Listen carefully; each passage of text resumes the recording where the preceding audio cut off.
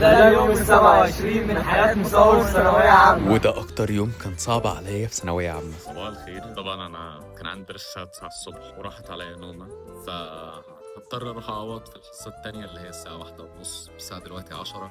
مش قادر اقسم بالله. المهم خدنا بعضنا ونزلنا، وطبعا انتوا عارفين ان احنا رايحين لمستر عبد الرحمن عاشور درس البيولوجي. واول ما رحت وزعوا عليا الاي دي لان انا ما كنتش لسه خدته، وبجد بعيدا عن شكله الجامد كاتبين يا جماعه الدكتور زياد، يعني يا اللهم يا رب. خلصت وفضلت قاعد بقى مستنيين المستر يخش. وعايز اقول لكم ان انا حسيت اليوم مقفول بالنسبه لي بسبب الحركه اللي حصلت الصبح، عشان فعلا ضايقتني قوي. قعدت بقى سويتش شخصيات ودعم ادريانو بتاع البيتزا اللي ساب ايطاليا وجا مصر هنا هيفتح مصنع. لونها ابيض تماما.